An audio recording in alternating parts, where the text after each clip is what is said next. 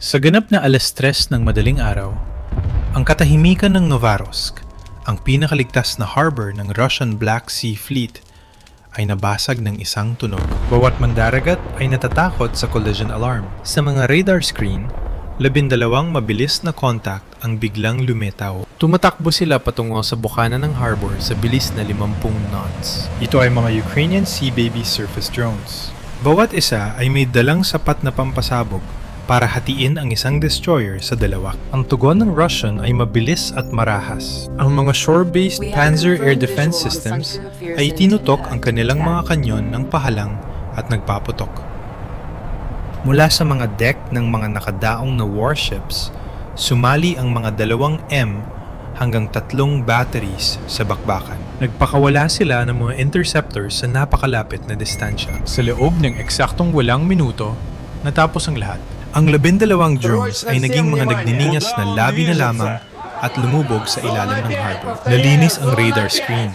Ang mga crew sa pier ay nag-high five sa isa't isa. Ipinadala nila ang code sa Moscow. Threat neutralized. Port secure. Humina ang mga searchlights. Bumagal ang mga active sonar pings habang ang mga operators ay nag-smoke break. Tinapik nila ang kanilang mga balikat sa pag-aakalang tapos na ang palabas. Ngunit nagkaroon sila ng isang fatal calculation. Tiningnan nila ang pagsabog. Ngunit hindi ang lohika. Ang 12 surface drones na katatapos lang mawasak ay hindi ang pangunahing pag-atake. Sila ay isa lamang distraction. Habang abala ang mga Russians sa pagbaril sa ingay, 6 na bagong Toka underwater submersible drones ang nakalusot sa outer perimeter. Ang mga ito ay silent, electric, at invisible sa radar. Ngayon magsisimula ang tunay na pangangaso. Sa ganap na 3:15 ng madaling araw, bumalik ang harbor sa isang nakakatakot na katahimikan. Ang active sonar pings mula sa destroyer ay bumagal. Nagbago ito mula sa isang frantic search, beat patungo sa isang tamad at rhythmic pulse. Inayos ng mga Russian operators ang kanilang mga headphones. Mugong pa rin ang kanilang mga tainga mula sa gulo kanina. Wala silang kamalay-malay na ang tunay na banta ay nasa loob na ng bahay. 20 metro sa ilalim, 6 na specialized underwater drones ang nag-activate ng kanilang propulsion systems.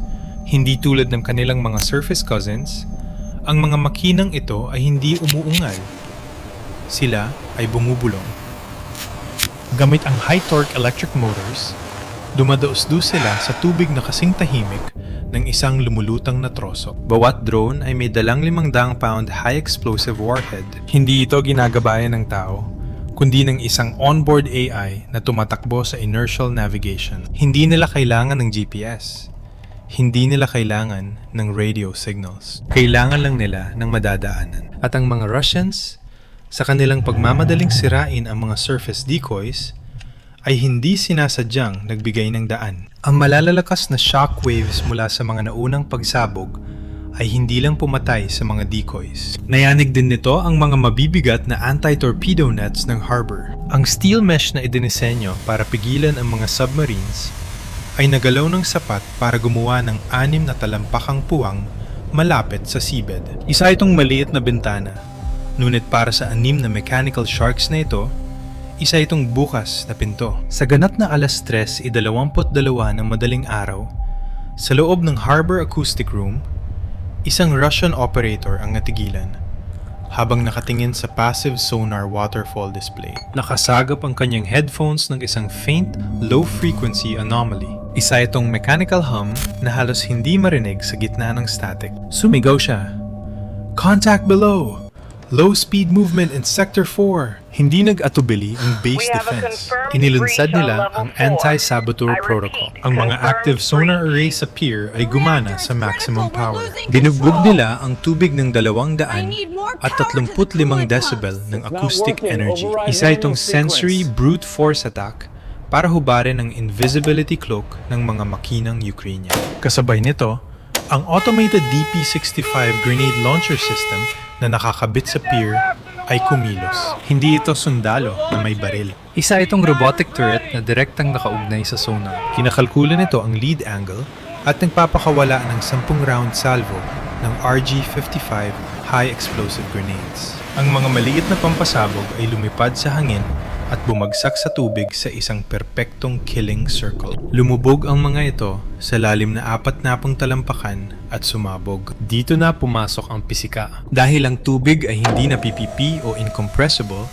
ang mga shockwaves ay hindi nawawala. Naglalakbay ang mga ito sa bilis na 3,300 milya bawat oras na tumatama sa lakas ng isang hydraulic press. Ang unang 2 Toka drones ay nahuli sa overpressure zone. Tumama ang shockwave sa kanilang composite hulls. Nabasag ang kanilang mga masaselang optical sensors at nag-crack ang kanilang battery compartments. Sa mga Ukrainian control screens, 2 video feeds ang agad na naging static at namatay. Ang mga Russians ang unang nakakuha ng dugo. Ang score ay isa sa nilpabor sa Kremlin. Ngunit ang pagdiriwang ng Russia ay premature. Naniniwala silang lumalaban sila sa mga standard dumb torpedoes. Mali sila. Ito ang Toka TLK-1000. Ito ang pinakabagong bangungot ng Ukraine para sa Black Sea Fleet.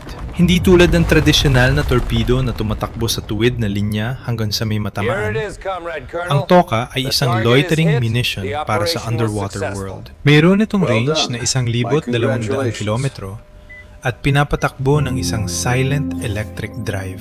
Katatapos ng ubusin ng mga Russians ang kanilang pinakamahusay na bala sa pag-atake sa mga scouts. Wala silang alam na ang mga tunay na hunters ay paikot-ikot pa rin sa dilim at nakahanda na silang magsagawa ng isang maneuver na hindi kayang gawin ng anumang standard torpedo. Sa ganap na 3:26 ng madaling araw, pinatunayan ng Russian Harbor Commander na hindi siya amateur. Naisip niya na ang maingay na targets ay maaaring isang plane lamang.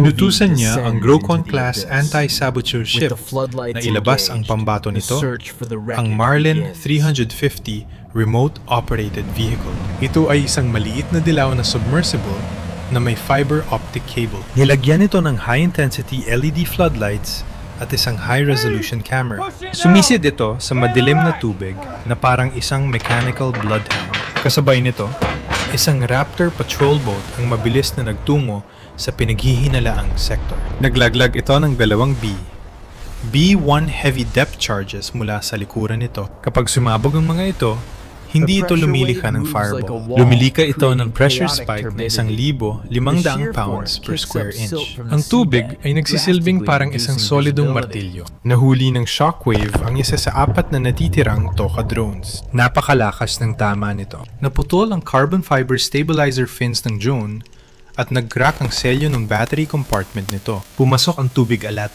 na nag-short circuit sa main bus. Agad na namatay ang drone at bumulusok sa putik. 3 drones na lang ang natitira, ngunit nabuking na ang kanilang lokasyon. Nakarating ang Marlin ROV sa seabed.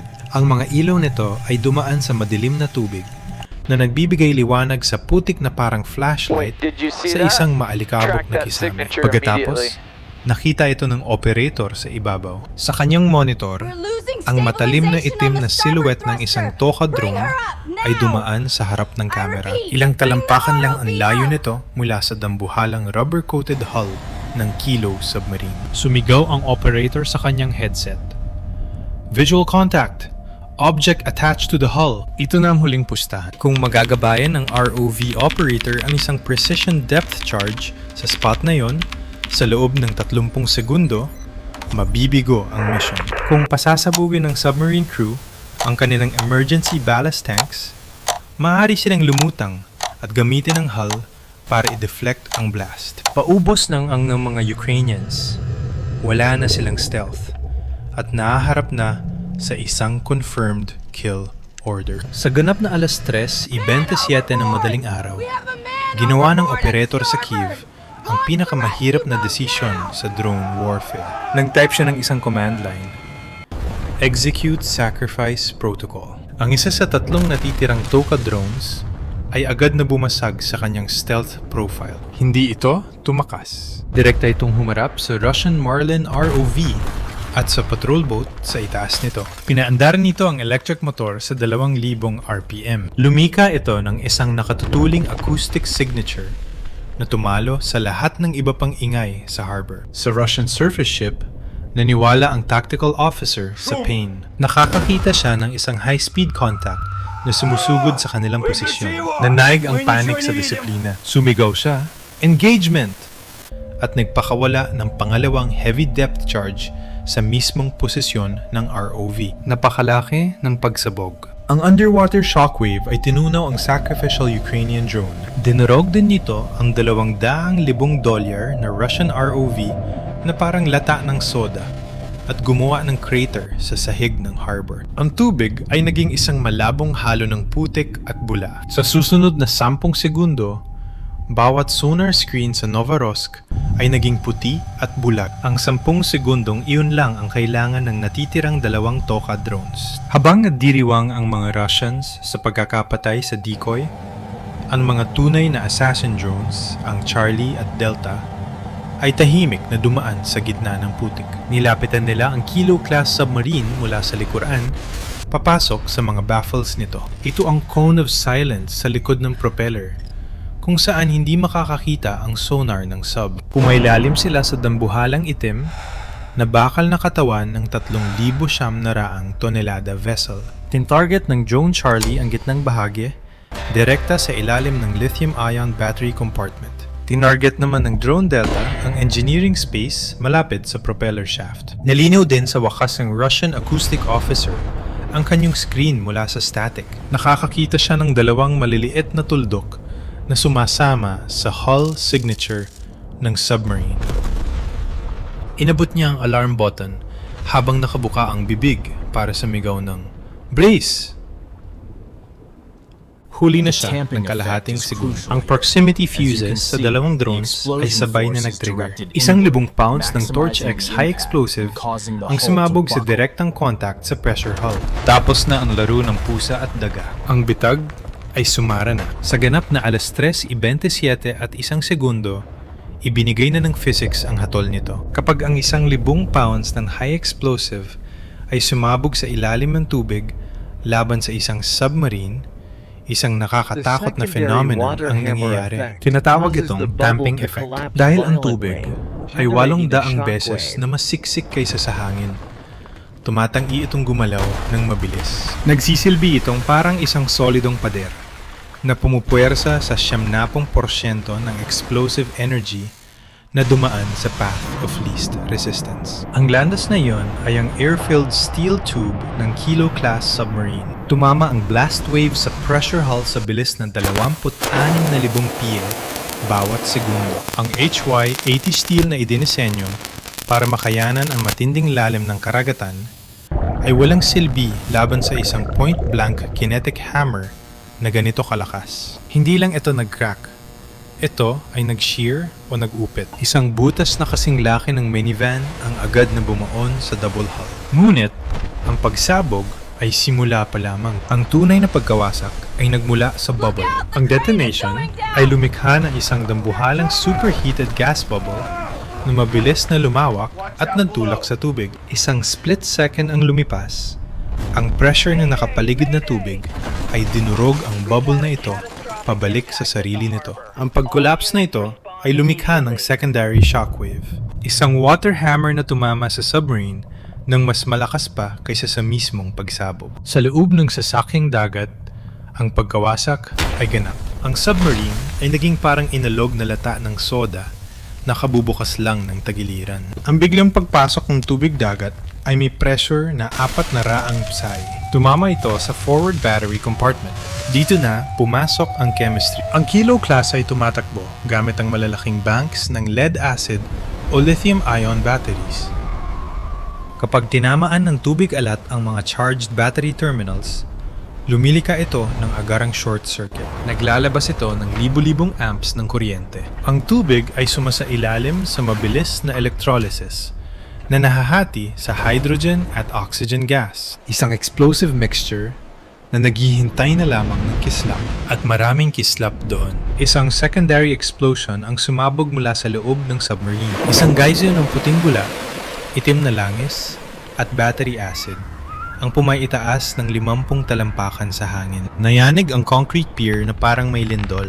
Ang mga Russian sailors sa dock ay natumba. Ang shockwave ay nagpakalog sa mga bintana ng Harbor Master's office na 3 milya ang layo. Pagkatapos, nagsimula ang apoy. Hindi ito apoy na kayang patayin ng hangin, kundi isang chemical na apoy na nasusunog sa ilalim ng tubig. Ang mga magnesium components sa torpedo room ay nagliyab sa init na 5,000 degrees Fahrenheit. Napakataas ng init kaya nayupi ang mga steel frames ng Caliber cruise missiles na nakaimbak sa forward tubes. Ang propellant sa loob ng mga missiles ay nagsimulang mag-cook off na naglalabas ng nakalalasong gas sa loob ng lumulubog na barko. Para sa submarine, ang buoyancy ay isang math equation. Timbang versus displacement. Ang equation na yon ay nasira na. Sa milyon-milyong galon ng tubig na pumapasok, ang 3,000 na raang tonelada vessel ay natalo sa laban sa gravity sa loob ng ilang segundo. Ang harap nito ay bumaon pababa. Ang likuran naman ay sandaling umangat. Ang dambuhalang 7-blade propeller ay umikot ng walang silbi sa hangin, tumatagas ang putik at langis bago ito bumagsak pabalik. Sa ganap na 3:30 ng madaling araw, ang ibabaw ng harbor ay kumalma. Ang improved Kilo-class submarine, na kilala bilang Black Hole ng Russian Navy, ay nanindigan sa kanyang palayaw sa pinakamasamang paraan. Ito ay naglaho, kung saan may nakadaong na $425 milyong strategic asset, 2 minuto ang nakalipas. Ngayon, ay mayroon na lamang churning vortex ng malangis na bula at mga lumulutang na labi. Ang Russian base commander ay nakatayo sa pier, nakatitig sa bakanting pwesto. Ang kanyang muka ay nailawan ng mga emergency strobe lights. Hinahanap niya isang submarine na ngayon ay nakahimlay na sa sahig ng harbor. Bali ang likod nito, nasusunog ang mga baterya at tapos na ang laban nito. Ang katahimikan na sumunod ay mas mabigat pa kaysa sa pagsabog. Ang port ay ligtas, ngunit ang fleet ay durog. Sumikat ang araw sa Novarosk na nagpapakita ng harbor na amoy, sunog na diesel at kahihiyan. Ngunit ang paglubog ng isang submarine ay ang unang tile lamang sa isang domino effect na sisira sa buong Russian Navy. Pag-usapan natin ang operational paralysis. Nawala ng Black Sea Fleet ng isang pangunahing caliber truck. Ang Kilo-class submarine na yon ay hindi lang basta bangka. Isa itong mobile launch platform na kayang magpakawala ng 4 na cruise missiles sa isang salvo mula sa ilalim ng tubig kung saan hindi ito maabot ng air defense. Sa pag-alis sa asset na ito, hindi lang naglubog ang Ukraine ng 3,000 tonelada ng bakal. Inalis nila ang 25% ng underwater missile capacity ng Russia sa Black Sea. Ang natitirang 3 submarines sa fleet ay hindi na mga predators. Sila ay mga targets na. Hindi na sila maaring dumaong sa Novorosk nang walang takot. Mapipilitan silang umatras ng mas malayo sa silangan patungo sa port ng Osham-Cherry sa occupied Georgia. Isa itong logistical nightmare. Bawat miyang itinatalikod nila ay nagdaragdag ng oras sa kanilang reload at binabawasan ang kanilang oras sa misyon. Para itong Amazon na nawalan ng main distribution center at sinusubukang mag-deliver ng packages sa New York mula sa isang warehouse sa Alaska. Ang pagiging epektibo ng Russian missile blockade ay nabawasan ng 1/3 bahagi. Pagkatapos ay dumating ang pagbagsak ng credibility. Sa ganap na 8:00 ng umaga, naglabas ng pahayag ang Russian Ministry of Defense. Isang tangkang terrorist attack sa naval base ang matagumpay na naitaboy. Walang pinsala sa mga asset ng fleet. Sa ganap na alas 8:05 ng umaga, nag-upload ang Ukrainian intelligence ng isang 4K video sa Telegram. Ito ang onboard footage mula sa drone Charlie na naipadala ilang segundo bago ang impact. Malinaw na ipinapakita ng video ang hull number ng submarine, ang panic sa pier, at ang huling pagtama sa propeller shaft. Ginawa na ng internet ang natitirang trabaho. Kinampirma ng satellite imagery ang isang malaking oil slick kung saan dati nakapwesto ang submarine. Ang pagtanggi ng Russia ay naging isang meme. Ang psychological shrapnel ay mas masahol pa kaysa sa pampasabog mismo. Nagsimimulang mag-react ang mga Russian commanders nang may paranoia. Ang mga satellite photos mula sa susunod na araw ay nagpapakita ng mga Russian crews na nagpipinta ng 2-dimensional silhouettes ng mga submarines sa mga concrete piers.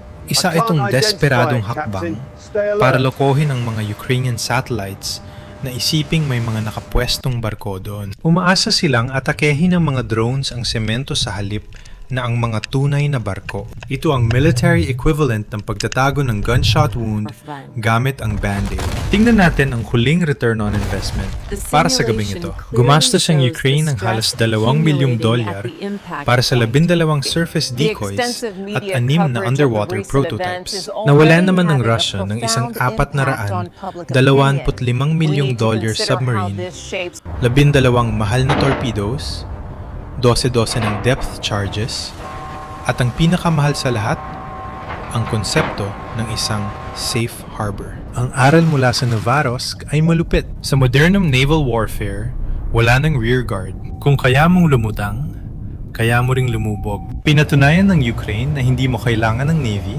para wasakin ang isang Navy. Kailangan mo lang ng pasensya, AI, at ang kahandaang isakripisyo ang ilang pawns para mapatay ang hari. Kaya, narito ang tanong para sa inyo. Kung kayo ang Ukrainian operator at alam ninyong ang mga Russians ay naka-high alert na ngayon, ilang sea babies ang ipapadala ninyo sa susunod na wave para masigurado ang pagkapanalo? 10? 50? O babaguhin nyo ba ang inyong taktika ng lubusan? Ipaalam ang inyong battle plan sa comments sa ibaba. Ipipin ko ang pinakamagandang strategy sa susunod na video. Huwag kalimutang mag-like kung sa tingin nyo ay tapos na ang panahon ng malalaking battleship. At mag-subscribe para makita ang susunod na mangyayari kapag ang ika-21 siglo, tech ay nakaharap ang Cold War steel. Magkita-kita tayo sa susunod na deep dive.